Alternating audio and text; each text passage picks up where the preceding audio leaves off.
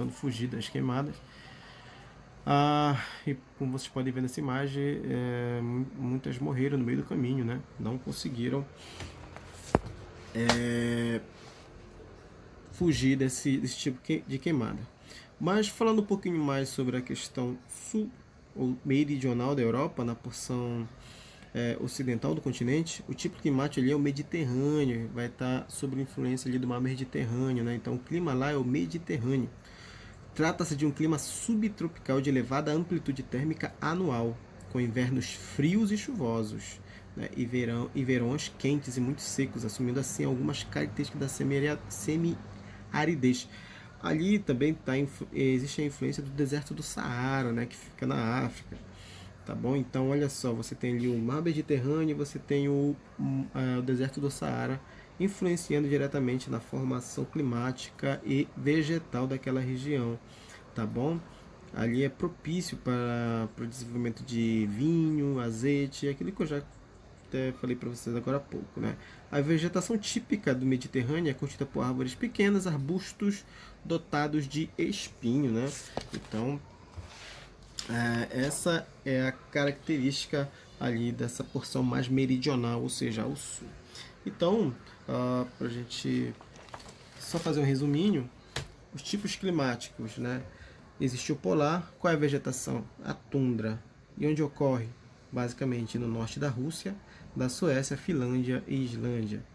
Né? O clima frio, qual é a vegetação? Floresta de coníferas temperadas e estepes. Isso aqui é apenas um resumo para vocês. Quais os países que ela abrange? Vamos lá. Leste da Noruega, Suécia, Finlândia, Rússia, Estônia, Letônia, Lituânia, Belarus, Ucrânia, Moldávia, norte da Romênia, porções da Polônia e da Eslováquia. Frio de montanha, né? Esse tipo climático, qual é a vegetação? É o tipo de tundra alpina, né? Que é os musgos e os líquens. Né? Quais são os países que têm esse frio de montanha? Vamos lá. São as grandes cadeias de montanha como os Alpes, né? Na Áustria, na Alemanha, na Suíça, na Itália, na França e nos Alpes escandinavos, mais na porção setentrional. Quem é que se localiza lá? Suécia, Noruega e Finlândia. E o clima temperado, floresta, qual é a vegetação? Florestas temperadas ou folhas caducas ou caducifólias, tá bom? Clima mediterrâneo. O clima mediterrâneo, a vegetação deste clima são árvores pequenas, arbustos dotados de espinhos, né? Fica mais ali na porção meridional, ou seja, ao sul, né? Aí a gente pode citar Portugal, Espanha, Itália, Croácia, Bósnia, Albânia, Macedônia, Turquia e tantos outros, tá bom? E o clima desértico, qual é a vegetação? Muito simples, vegetação escassa, de tipo xerófila, né? Pequenas porções da Rússia, próxima à fronteira com o Cazaquistão, ali, ó, mais oriental, na Europa e oriental, tá bom? E o semiárido, são tipo climático, semiárido.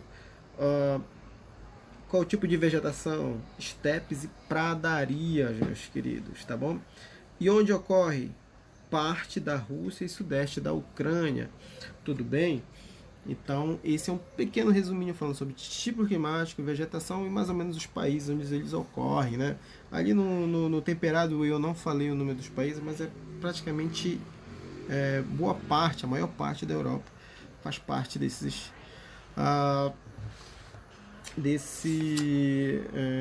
clima temperado, né? E aí a gente vai falar também um pouquinho agora sobre os recursos naturais e fontes de energia europeu, né? A gente está falando da Europa, né? Então vamos lá. Fontes de energia, existem aquelas que são renováveis e aquelas que não são renováveis.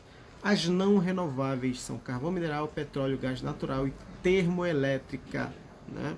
E as de energias renováveis são aquelas geotérmica, eólica e hidrelétrica. Vale ressaltar que, antes que vocês me perguntem, que fonte de energia não renovável não é aquela que não renova. Ela renova, só que muito devagar. Por exemplo, carvão mineral leva um tempo, bilhões e bilhões de anos para se formar, junto com petróleo, gás natural, por exemplo. Tá bom? E a termonuclear também. E as renováveis são aquelas que você consegue produzir uma quantidade de energia e consegue não agredir tanto o meio ambiente, e ela está abundante no meio ambiente, por exemplo. Tá bom? Então vamos lá. E aí você tem as quatro não renováveis aqui: o carvão mineral, petróleo, o gás natural e ali a termoelétrica, termonuclear, na verdade. Tá bom? Então vamos lá. O carvão. O carvão ele foi um dos primeiros fontes de energias da Europa usada, né? Tanto que eu não sei se vocês lembram de história, mas antes de surgir aquilo que a gente conhece hoje como União Europeia, foi a Comunidade do Carvão e Aço, né? Lá bem na primeira Revolução Industrial, um pouco antes da primeira Revolução Industrial, tá bom? Então, só que esse produto, como ele é limitado, né? A Europa ela possui bastante jazidas de carvão mineral, né? Principalmente situada entre o Vale do Rio Ruhr, na porção ocidental da Alemanha, na região da Alsácia-Lorena, que também fica ali, mais ou menos perto ali entre França e Alemanha, né? Desde o século XIII que o uso do carvão mineral nas indústrias siderúrgicas e nas indústrias elétricas é bastante intenso na Europa, né? Rússia, Alemanha e Ucrânia são os países do continente que figuram entre os 10 maiores produtores de carvão mineral da Europa, né? Petróleo. Petróleo, a Europa em si ela produz pouco petróleo, tá bom? Boa parte do petróleo que circula na Europa é importado. Eles dependem da produção externa ao continente europeu. Por exemplo, os grandes produtores que vendem para a Europa é a Rússia e a Noruega, certo? Tanto que esse é um dos motivos da Noruega não ter entrado no bloco europeu, tá bom? O gás natural também é formado durante a formação do... Ele é formado basicamente junto com o petróleo, né? No subsolo, né? E é formado junto com o petróleo. Então, durante essa formação, esse gás ele é prensado, né, em algumas camadas de rocha, né, e através de estudos, através de levantamentos em campo, eles conseguem filtrar esse gás do subsolo, tá bom? Vamos lá. Energia termonuclear. Essa energia ela é feita através do enriquecimento de urânio, por exemplo, tá bom? Só que a Europa usa bastante isso. Por exemplo, a França, 77% da energia que ela produz, ela é produzida através de termoelétricas, termonucleares, na verdade. Termoelétrica, estou com isso na cabeça, mas enfim. Entendeu? Em termonucleares, entendeu? Só que qual é o problema de você ter esse tipo de fonte de energia? É que a poluição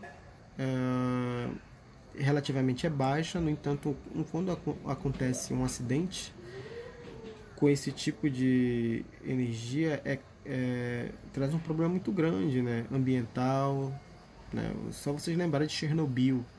Não sei se vocês vão pesquise, né, na internet, né, o acidente na usina de Chernobyl, na Ucrânia, em 1986, matou milhares de pessoas, né? E não sei se vocês, em 2011 teve o tsunami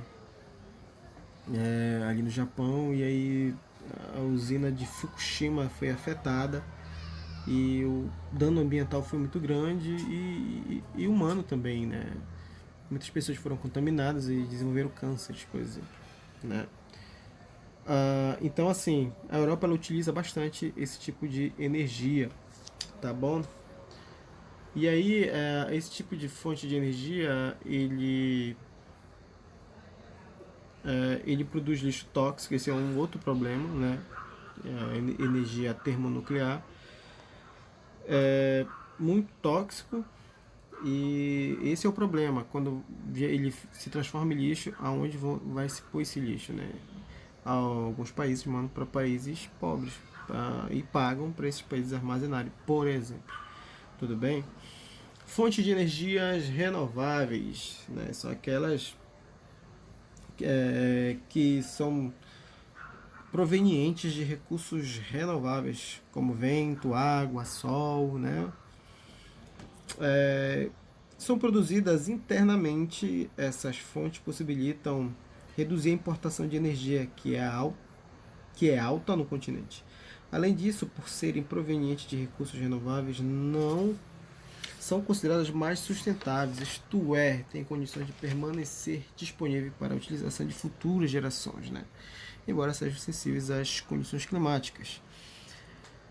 Ou seja, essas fontes de energias renováveis, apesar de estarem sempre disponíveis, elas dependem das condições climáticas, elas dependem de condições do planeta Terra, por exemplo, né? Uma dessas fontes é energia geotérmica. Aí, essa primeira imagem onde tem bastante fumaça é uma usina, né, geotérmica. Aí vocês podem abrir o livro de vocês na página 50, vocês vão ver dois mapas, né? O primeiro diz principais locais de atividade geotérmica. Vocês podem ver onde tem bastante atividade vulcânica, né? Porque a produção de energia geotérmica ela depende da atividade vulcânica, né? Então, calor expelido do interior da Terra ele é utilizado para produzir energia. Então, de uma forma bem simples, ele utiliza o vapor para transformar em energia, e energia elétrica e excessivamente, né? Ali você do lado tem esses ventiladores gigantes aí, são energia eólica, né? Que o vento sopra e aí essas turbinas elas giram, fazendo com que produza-se também energia. E aí embaixo você tem uma hidrelétrica ali em Suíça. Também aquilo que a gente utiliza bastante aqui na nossa região, na região amazônica, da hidrelétrica, através da movimentação de turbinas, você gera energia elétrica, né? Qual o problema? Todas essas fontes de energia que eu acabei de falar para vocês, é que a Europa, por ser um continente bem diverso, bem heterogêneo, não existe uma fonte de energia dessa que vai suprir todas as necessidades da Europa. Então, como vocês podem ver, a Europa ela tem uma gama de fontes de energia, né? Renováveis ou não renováveis, ela possui. E aí, dentro das limitações do continente, cada local utiliza aquilo que lhe convém, né? Então, por exemplo, na Itália você consegue ver a geotérmica sendo usada, na Suíça vai ter outra forma, na França você vai ter as eólicas, por exemplo. Tudo bem? Então, eu voltei aqui a rostinho, né? Então, muito obrigado. Acabamos agora o nosso conteúdo. O nosso capítulo 2 está encerrado, tá bom? E aí, a partir de agora, vocês podem resolver todas as questões do capítulo 2. Quem ainda não fez, vamos lá. Número 34, número 35, páginas, né? Que foi exercício. A página de número 38, façam. 39 também tem alguns exercícios aí para vocês fazerem. Páginas de número 44, tá ok? Número 45, página de número 45.